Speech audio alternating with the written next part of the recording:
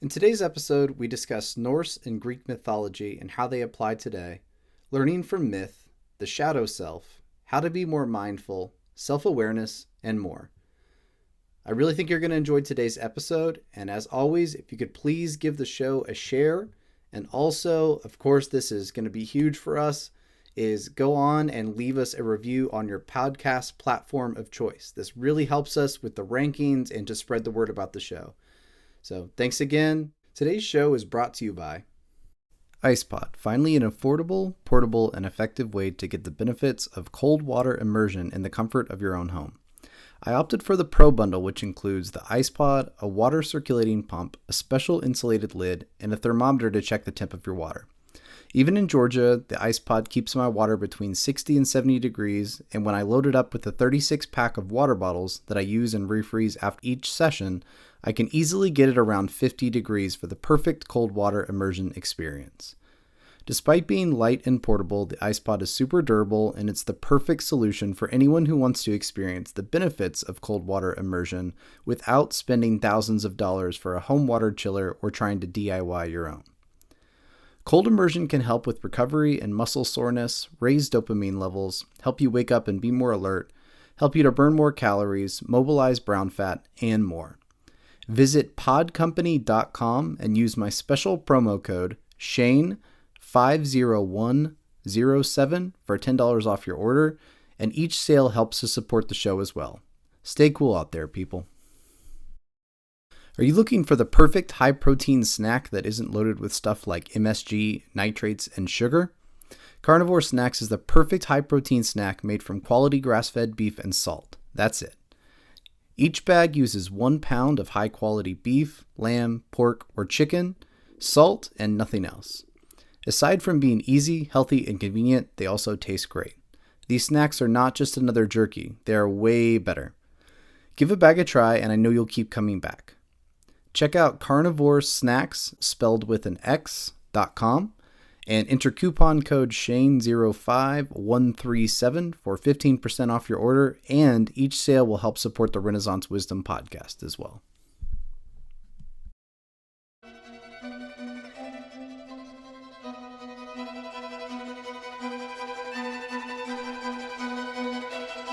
Welcome to the Renaissance Wisdom podcast, where ancient and modern wisdom come together to create a better way of living. I'm your host, Shane Sorensen, and each week we speak with successful people from a plethora of disciplines in search of wisdom from their own lives. Your own personal renaissance begins today. Let wisdom be your guide.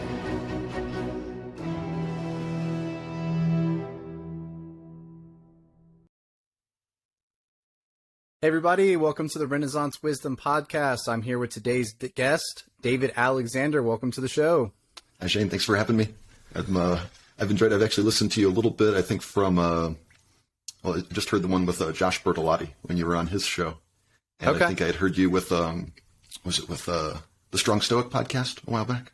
Yeah, I've actually, I've been on Brandon's show 3 times. I recently recorded him. I was actually his first guest. So, he's also going to be my first guest as well. So nice. Yeah, I've gotten to know him through the Walled Garden as well. Okay. Him and Josh. Yeah. So, starting off, why don't you tell the listeners just a little bit about yourself and your background? Yeah. So my name's David Alexander. I'm a psychotherapist here in Albuquerque, New Mexico. And, more my public stuff is the podcast Between Two Ravens, Norse mythology podcast, which our kind of tagline is the psychological significance of Norse mythology. So it's me and my friend Sean. He's kind of more the history buff, and I bring the psychology ideas. And I do a little bit of writing with the Walled Garden as well. And actually, I'm going to be starting a new mindfulness group with the Walled Garden too. Okay. Well, and that actually lead into my next question, which is, what are you currently working on, or like what projects do you have going? Why don't you tell us about the Walled Garden a little bit? Yeah, with the Walled Garden, that I've the first thing the way I got involved with them, I met Simon Drew. He's the host of the Practical Stoic podcast, which then he turned into the Walled Garden. And I've been listening to that a lot throughout the COVID pandemic, and emailing back and forth with him a little bit. And as I started kind of writing some little things that I thought maybe would be blog posts, but I hadn't really figured out, what's my audience and where am I going to publish them. writing a little bit about Jungian psychology and about Stoicism are kind of two of my big interests. That I shared that with him, and he's like, we're expanding this walled garden thing. You should join in. He loved the ideas I was talking about, and that's how I got involved with them. So been reading a lot about this idea of archetypes from Jungian psychology and how that ties in with the ideas in Norse mythology as well. And a little bit about this, how Stoicism has influenced my thinking in my life, really. And, but lately my own personal stuff I write, it's the word prosoke is sort of the ancient Greek Stoic word for mindfulness or for focused attention, and how modern ideas on mindfulness can connect with Stoicism. That's where I'm kind of moving my focus lately. Okay. Yeah, it's interesting you say that too. Like I often compare Stoicism to like Western Buddhism, and people who have a little bit of understanding of both, mindsets kind of can usually see like the connection there where, a lot of it has to do with just learning about detachment, not necessarily living completely separate from the world, but, learning how to kind of detach from things like, some of those impulses and emotions that may steer a lot of people's lives, but learning to kind of see yourself as a person that's in control of the ship as opposed to someone just caught up in the current, so to speak. Yeah. And I think there's some interesting history there. The best, and I'm not always great with history, but the best of my understanding that when Alexander the Great kind of invaded pushing east, that's where they kind of gained some of these Buddhist ideas into actually then the ancient Greek traditions. And so the idea that it's sort of our Western tradition connection to some of these Buddhist ideas, maybe that's a little easier for some people to approach if the Buddhist ideas feel a little too different from their usual way of thinking. Sure. I think that is a little bit of the case sometimes in the Western mind too, right? Like our whole paradigm and kind of way that we view the world is very different than an Eastern way of looking at things. So I think the Buddhism may be very foreign to someone, born in the West, at least in the beginning, versus, the Stoicism tends to, it still references things that we see as part of our culture here in the West. So there's a real benefit to the Buddhist ideas of like non-attachment, but it's very far from where most people are. So there's something good about that extreme distance, but also Stoicism has that idea of not being too attached to things, but still this real focus and drive idea that is very kind of contemporary. Definitely.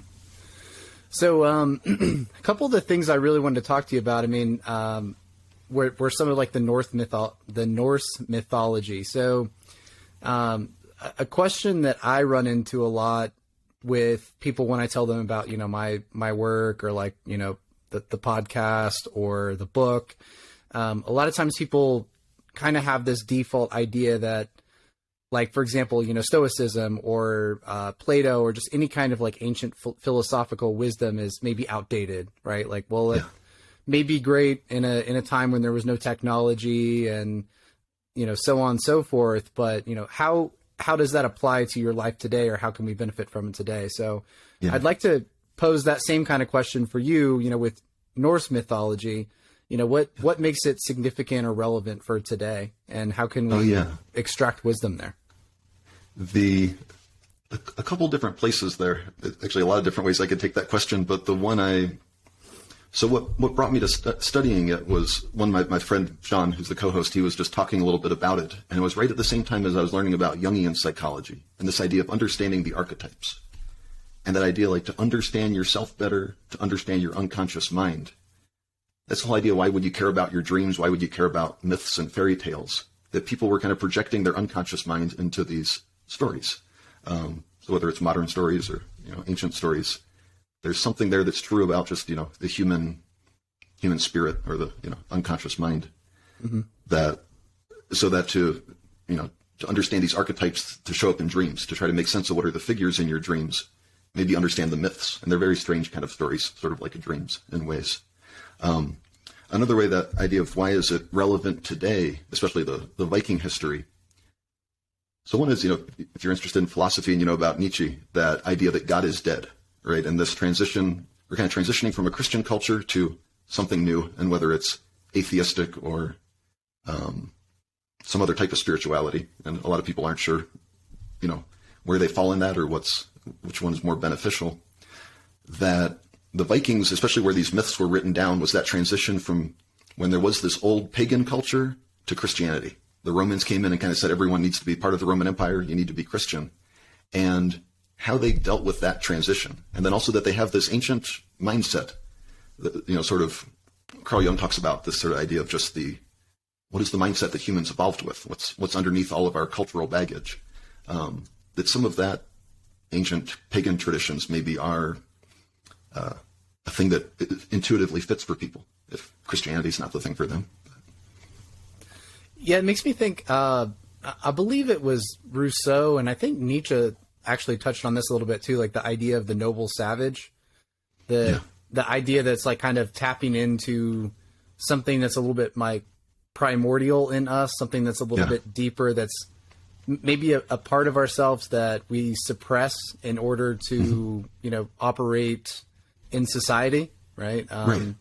That maybe there is like some truth there that's kind of worth exploring, and I guess that's where Jung would talk about the shadow self, right?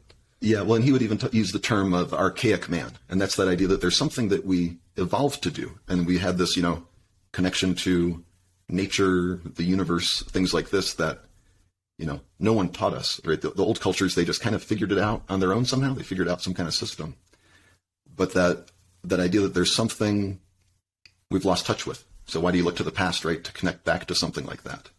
And whether it's, the shadow, the parts that aren't acceptable in modern society, or also within the shadow, there can be really valuable things that you've repressed and pushed back. So, yeah, I've done a little bit of like work with the therapist and stuff. I guess I'm kind of on the fence. I definitely believe in psychology, of course. Sometimes I feel torn between the idea that maybe, like, for example, a diagnosis can be kind of paralytic for someone, that it becomes wrapped up in your identity. And, sometimes I question, like, do I need, for example, like a therapist to tell me that there's something about me, right, that needs to change versus like doing work internally. But I know that, from work that I've done with others and work just that I've done on myself, I mean, I've definitely, over my years, I've touched into, nothing like drastically traumatic, but like traumatic events from my life that, I've realized that I've been holding on to like scars or baggage. And it's weird, but sometimes it's taken like really, I guess, very abrasive events to help me tap into that, right? Like there are things that I wouldn't have touched into unless I was in a lot of pain. And I guess that's kind of like part of that process, right? That I'm a very conventional, cognitive behavior therapist, and also practice dialectical behavior therapy. It's not Jungian psychology. I'm not trained in Jungian psychology. That's just my real interest. And that I, especially through the COVID pandemic, that I found answers there that I wasn't finding in my training, basically. And it's somewhat around these questions of, how do we accept the hardest things in life? It's one thing, if you're a little familiar with cognitive behavior therapy, that part, kind of, you're feeling very emotional. Some emotions make sense. Some emotions are kind of overblown, and that you can maybe think differently to clarify how you're, further. This is Albert Ellis, one of the founders of CBT, how you're further upsetting yourself, causing your suffering to be worse, that you could think more rationally. That's kind of the basis of CBT. The Jungian psychology gets in these parts of really finding what is your true self. So it's not them telling you what's wrong with you. It's maybe they help you to point out your blind spots a little bit, but really helping you to see within yourself. Why do you do the things you do that, I wasn't, the saying like, well, that wasn't me, right? I did something and that wasn't me. That question, well, then how did that happen? That's clearly some kind of an unconscious mind that you weren't conscious of it, but you did it anyways. And now you have to make sense of yourself and integrate yourself, all of that.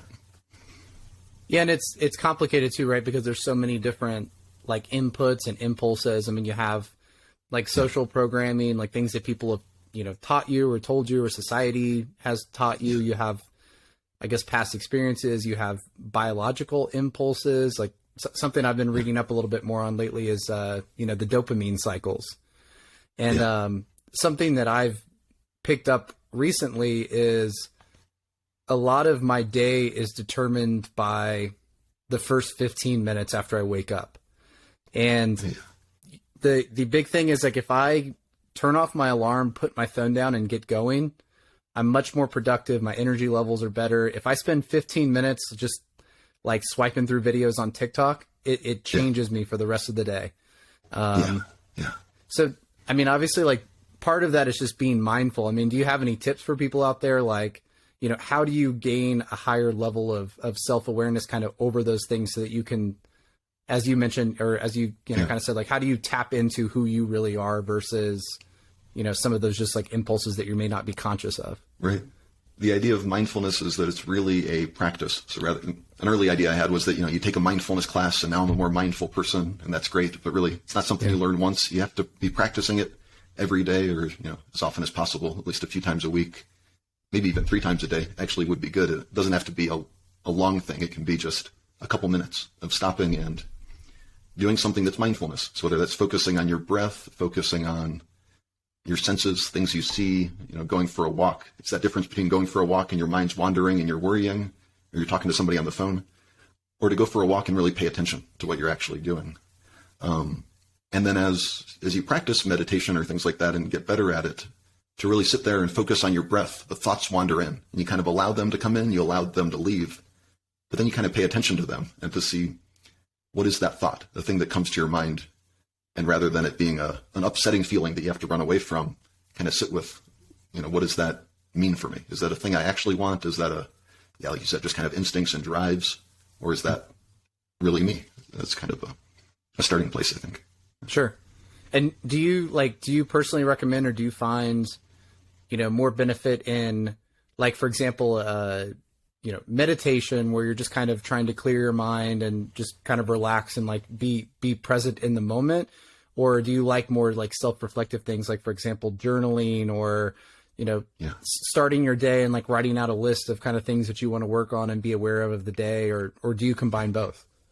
Yeah, it depends where you're at. To start to do something that's mindfulness, and that idea, like, you know, for some people, the meditation is too much. There's just too much anxiety going on, too many things they don't want to, getting overwhelmed by. You know, close your eyes and you sit quietly and it all comes flooding through.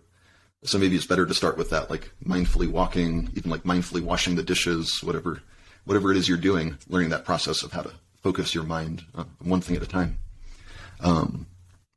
As you get to that place where you can sit with the thoughts a little easier and the emotions, then meditation can be helpful.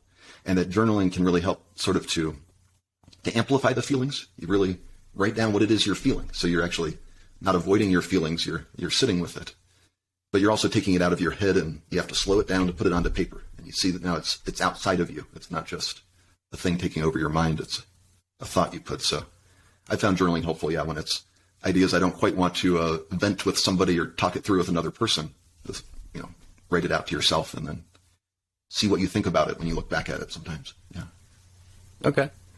And what about, like, and obviously, I mean, I have ways of dealing with this from, things that I've learned in Stoicism, but like, what do you recommend for someone, like, because I think a frequent thing is people feel sometimes like they're kind of enslaved by their emotions, right? Like, yeah. And, something that I try to pass on to people is not to suppress emotions, right? Not to feel guilty for feeling depressed, not to feel guilty for, or bad for having these feelings, but rather just to kind of be aware of them and make yourself, like, I always call it just, making yourself the outside observer. Like, rather than just feeling the emotion and feeling overwhelmed by it, be the person that's identifying that there is a person that is you that is experiencing this emotion. Do you have like a similar kind of recommendation, or like, how do you, like, what would you recommend to someone that has difficulties, I guess, kind of navigating those emotions that I think an idea within that, very, very close to what you described, is within mindfulness, the idea of non-judgment. So if you define mindfulness as being non-judgmental, being present in the moment and non-judgmental, it's that idea that you try to let go of judgments. So even the judgments around your emotions, right? That I get angry, the judgment is, and that's a bad thing, right? Versus just, I'm feeling angry, right? It is maybe detrimental when you act out that anger with somebody. They might not like it, right? But just to feel it, is it a bad thing, right? Maybe it feels uncomfortable, but it's not bad. And it goes back, you're not bad for having it, right? It's just normalizes that. So I think that is a very important step to not, reject or judge having an emotional experience. Yeah. And then I guess the next step to that, right, is kind of asking yourself why. you're experiencing, or, Yeah. or if there's a message, or if there's a reason that there's something there that you need to investigate further, or That's cognitive behavior therapy is very much figuring out what is the automatic thought. What is it? There's something you must be telling yourself to get that upset. That's why in any given situation, some people will really react, other people react differently. The two people must be telling themselves something differently, and that's the whole that approach to therapy very much. Yeah. Okay. So I guess we'll kind of hop back. I guess we went down a little bit of a rabbit hole there, but hopping back into some of the Norse mythology. So. I recently, not too long ago, there was a movie called The Northman, which I know we emailed about a little bit. I know you mentioned you hadn't seen it yet, so I won't talk about it too much. But one of the things that was pretty striking about it was I think it was pretty accurate as far as some of like the brutality that you saw in like Viking culture. But you also started to see things like brotherhood and honor and just different things that kind of went into that culture, along with some of the bloodshed and some of the more like brutal things. So, I think that the bad side of Viking culture and Viking history is probably one of the most heavily documented. Like when a lot of people think about, Vikings, they just imagine these like 6'8", like muscled up, like shredded guys with axes just going through villages and raping and burning everything.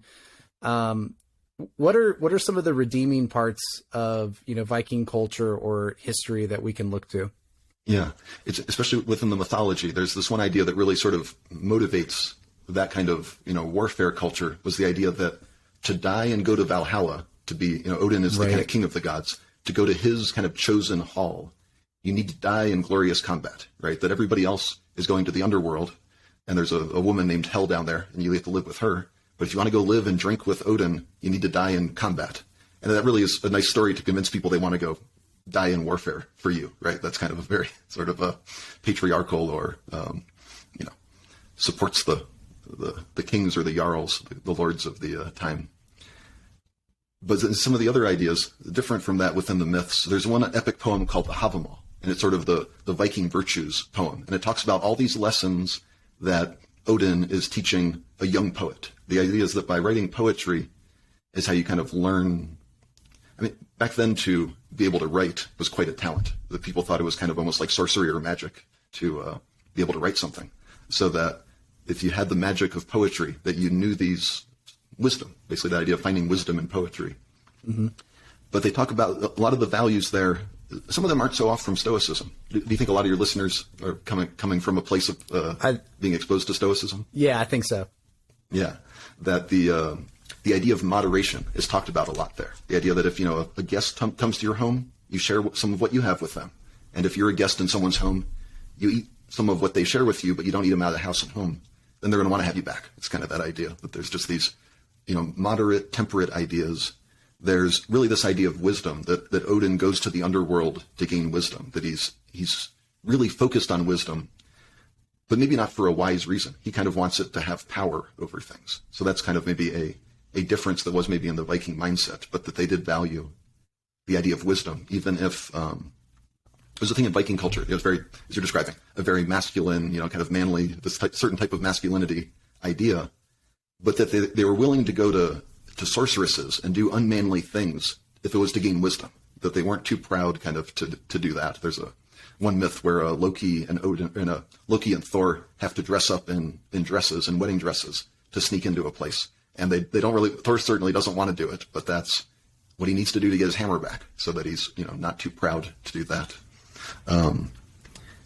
The place where I really see that, so we're talking about the virtues, right? Wisdom, temperance, obviously courage, right? That courage to go into battle, right, is very strong. A certain idea of that in the Vikings. The virtue of justice is where I see they really differ. If you look in that poem, that you talked about brotherhood earlier, right? That they care about their tribe. They care about their family and the person that they're under, their lord or their king. But they don't care much about the rest of humanity, I don't think, from everything I read about them. That if you're a different tribe and we're going to be able to raid and take something from you, that's kind of free game. So where the Stoic justice is about the cosmopolis and all humanity, the Viking virtues are very much about your caring about your family, which we can kind of admire, caring about your tribe, but then that's like modern ideas of tribalism versus more healthy, large community, I guess. Yeah. Yeah, that makes a ton of sense, and it makes me think of like Hobbes and Rousseau with like the social contract, and you know the idea that as you get into these larger societies, there's a different level of security that you're able to benefit from in a society, and it kind of asks different things of its citizens. You know, even Rome or Greece, right? Even though they were, you know, city states, especially in Greece, even though they were city states and there was, you know, differences in each state. You know, Sparta was very different from Athens and their cultures.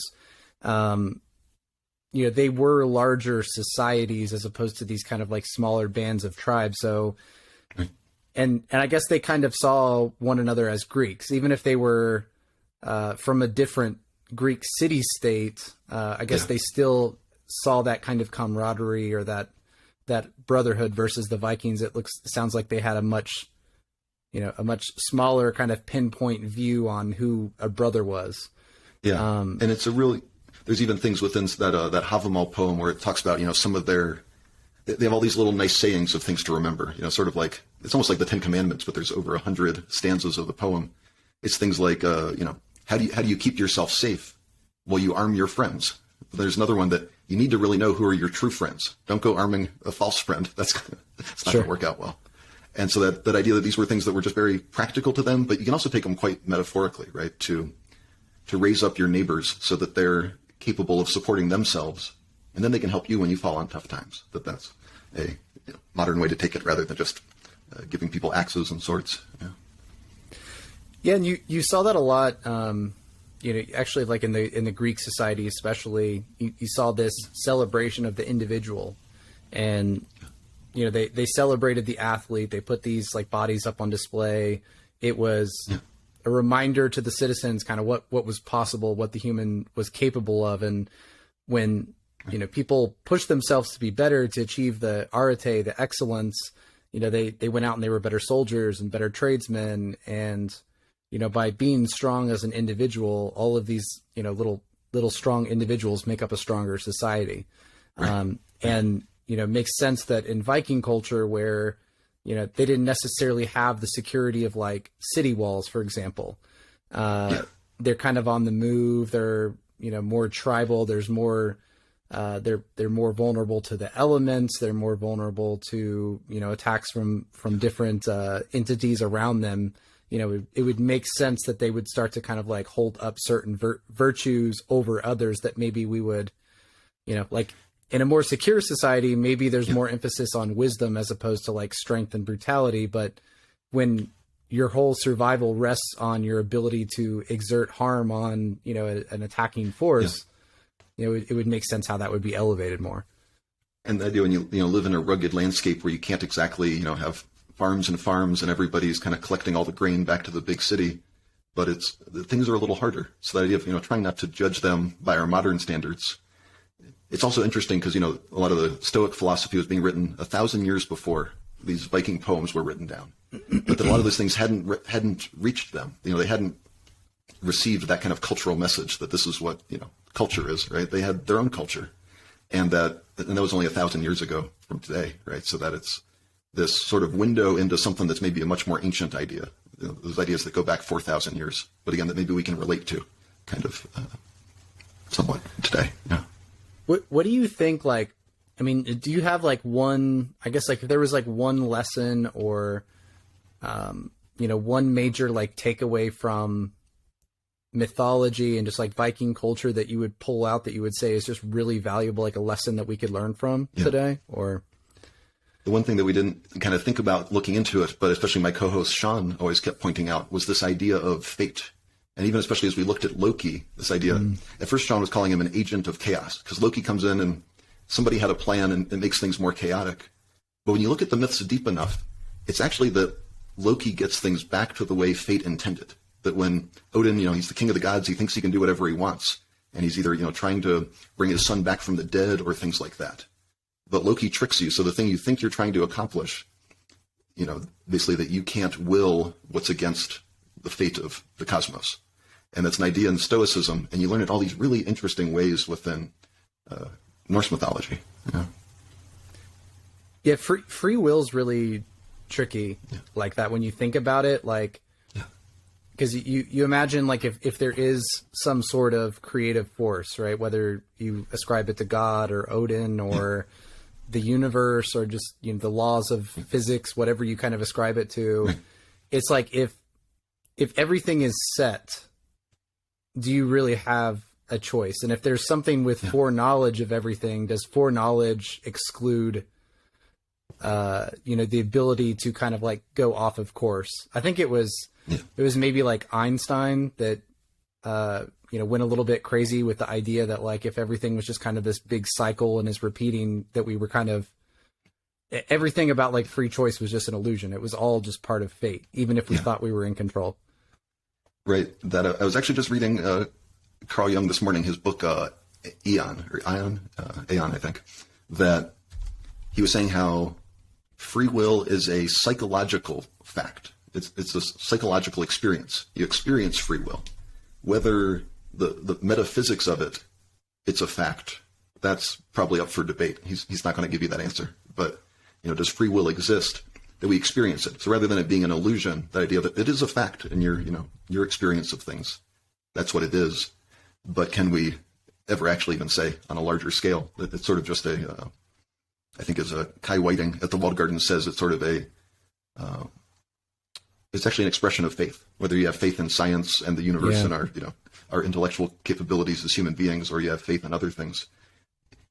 You can't actually step outside and observe it, right? It's we're swimming within it, kind of. So, yeah, and I guess that's one of the things too. Like, you know, obviously, I know you talked earlier about Nietzsche. You know, when he references like God is dead, and you know, he's speaking about us moving outside of like a Christian paradigm. But you know, when you look at a lot of these cultures, whether it's, you know, more like pagan Norse mythology, or even if you're looking at like, you know, Greece or Rome or times during the Renaissance, like, even if it wasn't like, even if the collective consciousness or the kind of the zeitgeist of the day wasn't directly, you know, based around a religion per se, there definitely was an emphasis on like fate, right? And just the idea that there is something that exists that, you know, maybe we can try to influence, maybe we can fight against it, but like belief that if something happens to you, it was meant to be, as opposed to feeling victimized by it, which is something that I see a lot more in our modern age, is like,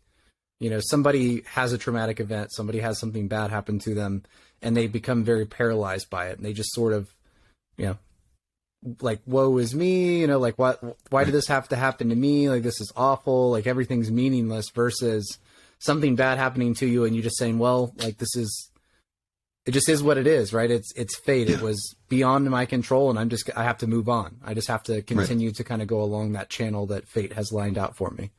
And that is a lot of what brought me into really kind of seriously studying philosophy, was those questions of nihilism, right? People kind of tell you life is meaningless, and how do I try to convince you or prove to you somehow otherwise, right? But yet that seems like occasionally that's my task as a therapist, even though that's not what I signed up for, right? And that, you know, you can say that idea, right? To love your fate.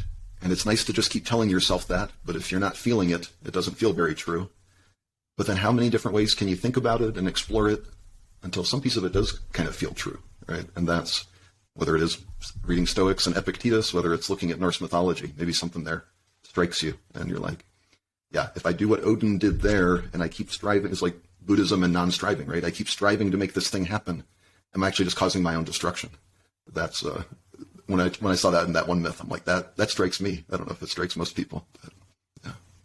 When it sounds like too, there's, you know, I'm sure that I haven't read a ton of Norse mythology. I've read a bit. I supposedly, you know, I'm half Danish, so like my grandparents both came from Denmark, and you know, I have family like in Norway and Denmark and all throughout Scandinavia, but they, you know, the rumor is, right, somewhere back in our tree there's like some Viking somewhere, and I've done a little bit of study, but I imagine that, you know, Norse mythology is probably very similar to Greek mythology, in the sense that, like, even the gods kind of like make mistakes, have sins, they sort of pay for it. It's like there's not this like perfect divine being, right, that sort of judges everyone, but it's like you get to see stories of like someone that fails. You know, the heroes oftentimes fail in the stories. They're not just these perfect characters.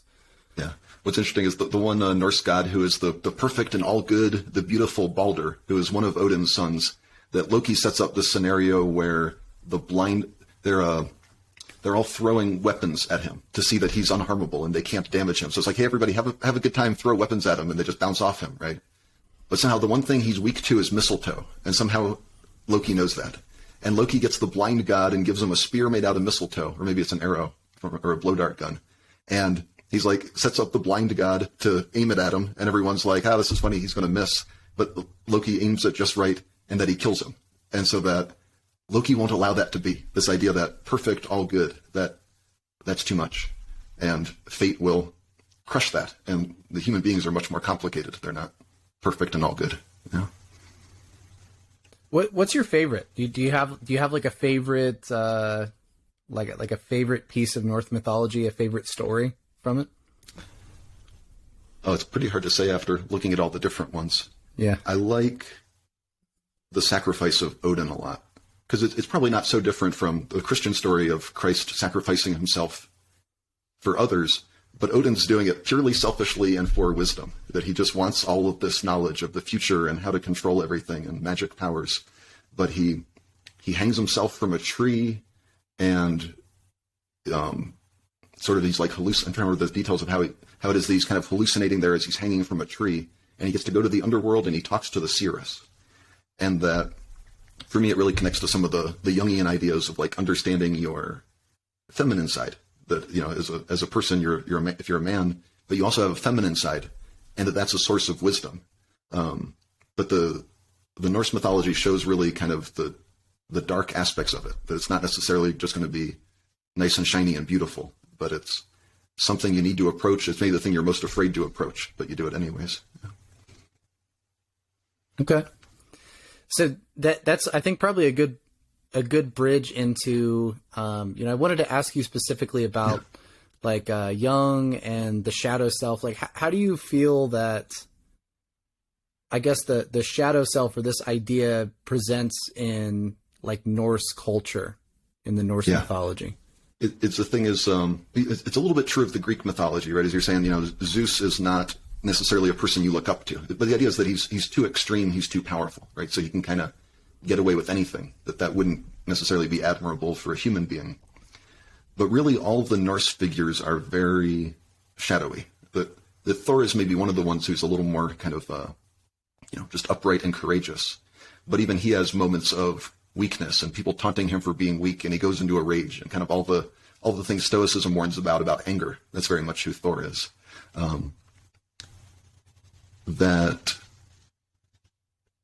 So the system of kind of archetypes that I share a lot on the podcast, it's from Robert Moore, who's a Jungian author, and it's called The King, Warrior, the Magician, and the Lover. And it's the idea these are 4 parts of especially every man, but they would say for women it's about the same too, actually, that there's the warrior version of the woman. Within Norse mythology, there's a hunter goddess who's kind of the warrior there. But that for the masculine archetypes, that Thor is the warrior. And sometimes he's the good warrior, but sometimes he's kind of the shadow warrior, right? That, and understanding the lover is a little more complicated of what that lover archetype is. As we spent time exploring it, it's the idea maybe it's kind of like the mystic who's in touch with like poetry and art and your senses, like being in touch with your body, where a lot of religions are more about the spirit and the mind and not so much caring about the body. But then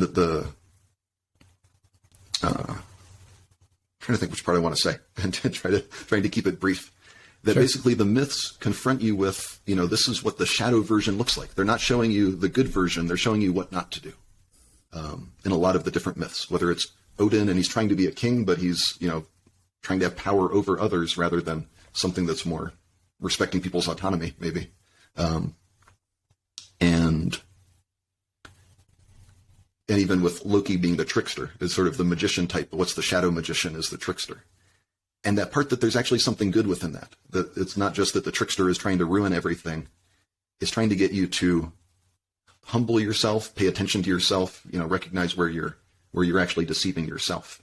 That's one of the things I really take from that mythology, I never thought I would until I saw like this, this is what's good about these odd, dark figures there. Yeah. It's interesting because we can learn from like a positive role model, but we can also learn from kind of like the negative role model, right? Like when you're reading a myth, you can read and be inspired by Hercules, having the courage to go out and knowing that even though he's going to die, he's going to go out and he's going to do this. Or like, you get inspired by Achilles.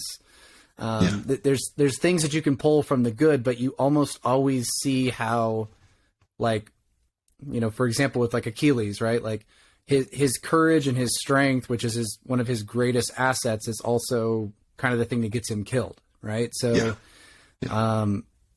it's something that this keeps coming up to me a lot as I just continue to learn and grow too, is that, I keep going back to that, like the golden mean or the middle way.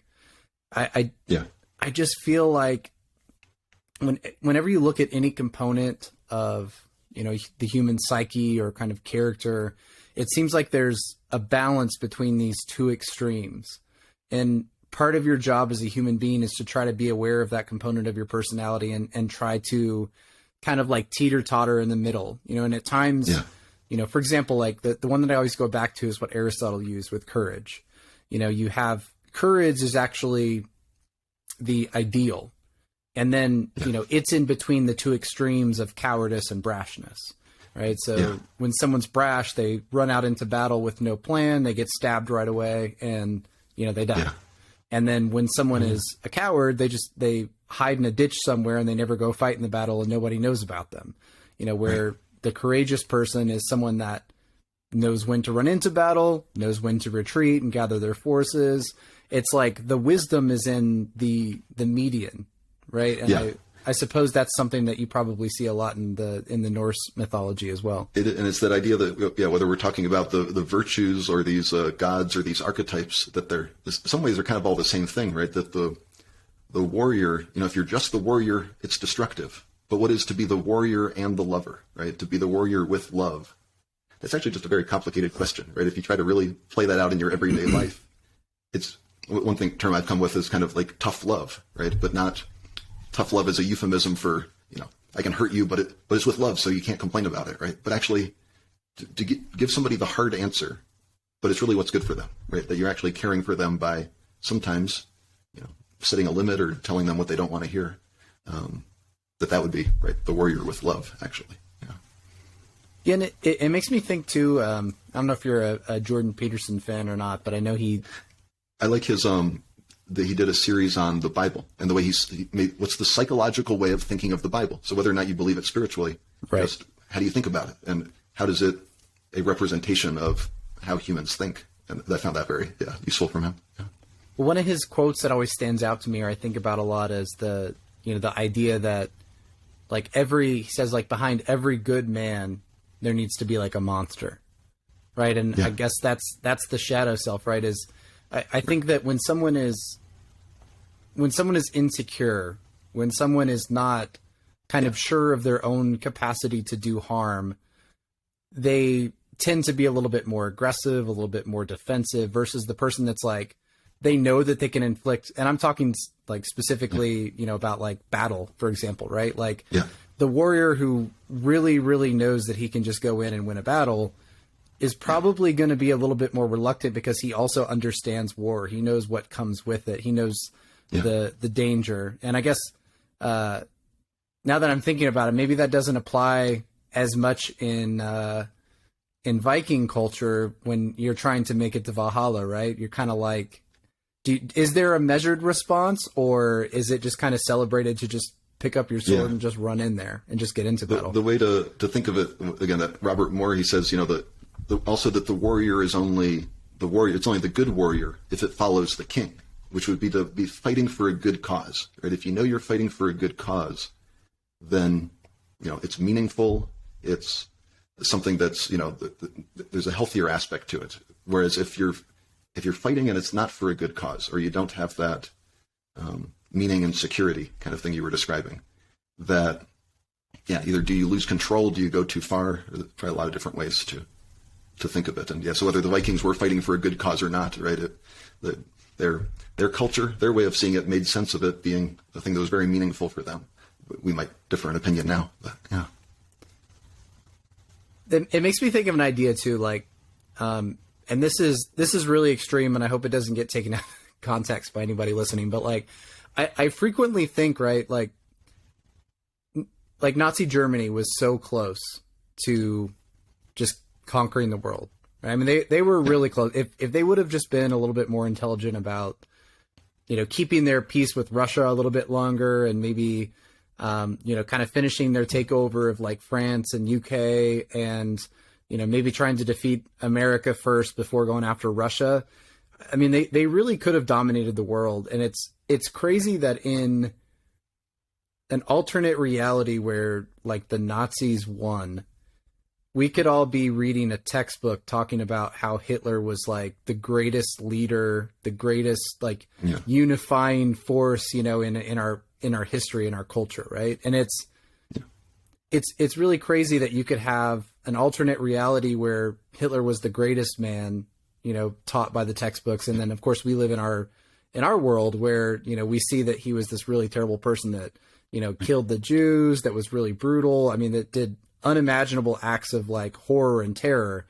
So much of that is just really the way that, like, from what paradigm you're viewing it from, right? I mean, if you were one thing I would see there, and as you said, right, there could be this alternate history, right? But why did fate go this way? Why didn't it go the other way?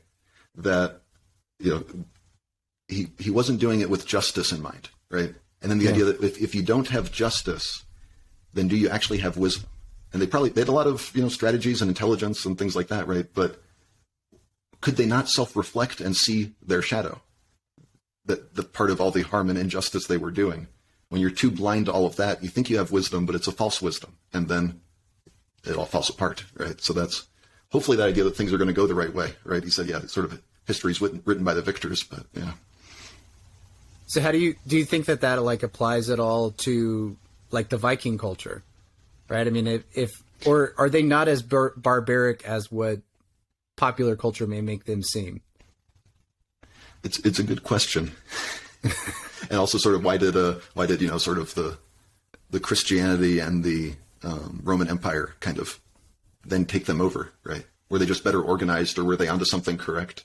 Yeah. The interesting thing, yes, I don't know if I quite have an answer, but the thing it makes me think about is how a lot of the valuable things about the Viking culture, and even some of the old Germanic cultures, they managed to float under the surface. Where people on the outside would convert to Christianity, they still kept a lot of these little spiritual ideas alive. It's, if you look at Christmas is a very pagan holiday. Mm-hmm. The old pagan Yule, it's much more that, you got, elves and Christmas trees and all these things, right? It's not really much to do with Christ in the Middle East, right? And that. Yeah, Constantine just kind of sprinkled Jesus in there to. Right. To kind of appease and so everybody. Let them, the people kept their pagan traditions. Yeah. While still, and maybe hopefully some of the good things got to continue through. Maybe some of the barbaric warfare didn't continue through, right? Yeah. All right. So I've got a couple of questions here. I always like to ask my guests. The Renaissance Wisdom Podcast is about seeking practical wisdom, from people's lives, from experiences, from philosophy that the listeners can kind of apply to their own life. So a couple of the things I always like to ask. So do you have any favorite books, like two books you'd recommend for everybody to read? Or the two books I recommend, I think I'd recommend these. Well, just for general philosophy, but I was thinking of some deeper psychology ones, but general philosophy ones, absolutely Viktor Frankl, Man's Search for Meaning, but also, interesting as we were just talking about Nazi Germany, but then also what is hope and the human character, and also Edith Eger's The Choice. Those both are excellent. And I'm trying to think on a little bit of a different topic. If you're interested in the connection of philosophy and Albert Ellis's kind of version of cognitive behavior therapy, his book, let me see if I have it right here, entitled The Myth of Self-Esteem. He looks at the idea of self-esteem from a lot of philosophical perspectives and that idea of what is the worth of a human being, as different philosophers and schools of philosophy spoke of it. That might be an interesting one people don't hear about much. Yeah. Okay. Yeah, I haven't heard of it, and I know Man's Search for Meaning is off to a big head start. I mean, out of like 7 episodes, I think I've had like 4 or 5 recommendations for it, which, you know,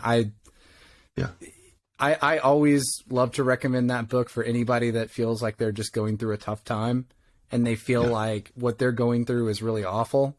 I mean, it's such a humbling experience to read that, read that book and just see like what this man went through, and to really feel like you're there experiencing what the Jews experienced. I mean, it puts everything into perspective, that he was able to suffer through something you'll never suffer through, and he still came out kind of victorious at the end. And there's an interesting part that he had the advantage of being a trained psychiatrist before he went in. It's, you know, not much of an advantage for such a horrific thing. Yeah. And Edith Eger was, you know, a 14-year-old girl or something very young like that going into it. So that her life journey, it's a different journey, and it's really, if you feel like you never had a break, right? That's kind of one of the things I thought as I was reading her, being like, wow, she really, you know, to be a child during that, right, is something else. Yeah. And that was the choice, is what you said, right? Yeah. Yeah. Okay, great. That's definitely going on my list then. So, the next one is, I always like to ask people about their habits, right? I think that habits and the things that we do on a daily are really, really important to, you know, who we become and what kind of traits we develop. You know, it sounds like you are definitely practicing like mindfulness. Do you have any specific habits that you go through every day, or you try to go through? That I probably don't quite do it every day as well as I should. I recently picked up a habit of actually exercising every night, so doing at least push-ups and sit-ups if I can't do more than that. And that journaling probably isn't daily. At times it would be maybe 3 times a week. At other times it's maybe once a week. That's a really good habit to create, and it's hard to find a way to. It's best probably to start doing it every day, or at least several times a week, and then eventually you do it as you need it. Then it's that a thing that'll come to mind if you start the habit. Yeah, I think when we were exchanging emails a little bit, I know you mentioned you have like a pretty heavy schedule, right? Like it's pretty tough for you to. Yeah. No, that I wake up in the morning and running around getting my son ready for preschool. So that's if I had time to sit and meditate for 5 minutes, I probably would. But usually that's where it goes. Yeah. Yeah. How's dad life? I really enjoy it. It goes back to that idea. It's very meaningful to pass on ideas, and it really is a challenge. It makes you confront all kinds of things about yourself, and you don't want to be fooling yourself and to do something, harmful towards and you're never going to be perfect. But if it's a thing that you could have caught and done differently and done better, it's very motivating to improve that part of yourself. Yeah. Sure. All right. And so the next one is, I feel like pretty much everyone that I've spoken to, they have had some kind of experience, right, that was kind of like a wake-up point or, a big setback or failure that ended up kind of changing the trajectory of their lives. So have you had any like personal, major setback that you sort of learned from that caused like a personal change in yourself that led you kind of down your current life path? Or for myself, the biggest one that's certainly far too much to talk about is my dad dying when I was 15. But that I think that very much brought me to trying to understand my emotions, understand my psychology. That was definitely a big moment. And that the more recent one was really, though, the COVID pandemic. That during that all the things I had learned were not answering it, were not cutting it. That then I realized, searching for wisdom, looking into philosophy, that was really the big one for me. Yeah. COVID was crazy because it was like a mass shakeup. Yeah. It was like the whole paradigm. It was like watching the entire collective consciousness snap out of normalcy bias at the same time. Yeah. Like when you have that, it was like a 9/11 type event, right? Like just that. Yeah. All of us that have lived through it will never forget it. We'll tell our grandkids about it. Right. It's definitely a very interesting time to just kind of see how people reacted and responded to, I guess, that collective trauma that everybody went through. Yeah. All right. And The next one is, what about like personal heroes? Do you have any like personal heroes or anyone that you particularly like looked up to or currently look up to? Yeah. I usually don't tend to, I don't know why, but I have a tendency not to put people on a pedestal, which is probably a good thing, to try to not idealize them too much. Yeah. But the one person that was for a lot of my life was Albert Ellis. That he was one of the ones I first started reading when I was quite young, probably unusual. I found to be 18 years old and reading Albert Ellis. That he shaped my thinking a lot. And then where my thinking kind of shifted, and I actually kind of let go of a lot of his ideas, is Carl Jung. And I generally wouldn't call him a hero, except as I read his semi-autobiography, Memories, Dreams, Reflections. That part where he reveals himself and how being, someone that so many people look up to and such a professional, he doesn't want to show parts of himself, but there were things he was like, you can publish this after I'm dead because I don't want to sit with it. And kind of this part of just, the thing true of both of them is facing shame and how you overcome that. That's something I really the courage and vulnerability that we've talked about in the Walled Garden sometimes. That's, I think, why I would actually call them heroes. Yeah.